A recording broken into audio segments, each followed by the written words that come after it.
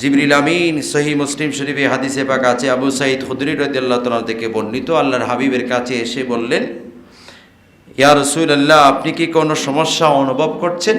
আল্লাহর হাবিব বলল, হ্যাঁ, আমি কিছু সমস্যা অনুভব করছি।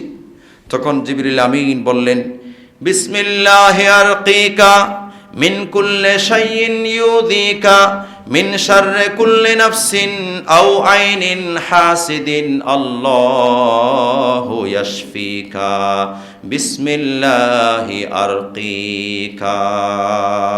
আল্লাহর নামে শুরু করছি, আরকিকা, আমি আপনাকে ফুঁক দিচ্ছি, রোকেয়া করছি, মিন কুল্লি শাইইন ইউযিকা, প্রত্যেক ওই বস্তু থেকে যেগুলো আপনাকে কষ্ট দেয়, মিন শাররি কুল্লি নাফসিন, ওই সমস্ত নফস থেকে যেগুলা যারা আপনার বিরুদ্ধে শরারিয়ত করে বিভিন্নভাবে, আও আইনিন হাসিদিন, অথবা হাসিদিনের বদ নজর থেকে, আল্লাহু ইয়াশফিকা, আল্লাহ আপনাকে শেফা করুক, বিসমিল্লাহি আরকিকা, আল্লাহর নামে আমি আপনাকে রোকেয়া করছি, ফুৎকার করছি। সবাই বলো সুবহানাল্লাহ।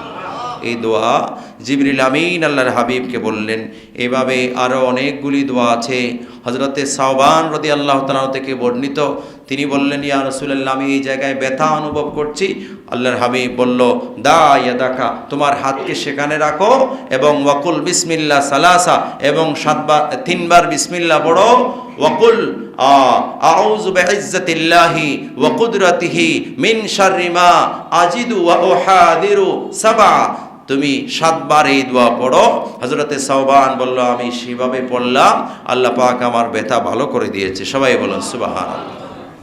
এগুলা হচ্ছে রুহানি চিকিৎসা। আল্লাহর হাবিব হচ্ছেন ডাক্তারদের বড় ডাক্তার। সবাই বলুন সুবহানাল্লাহ। হযরতে ইবনুল কাইয়্যিম জওযী রাহমাতুল্লাহ আলাইহি আত-তিব্বুন নববী একটা কিতাব লিখেছেন।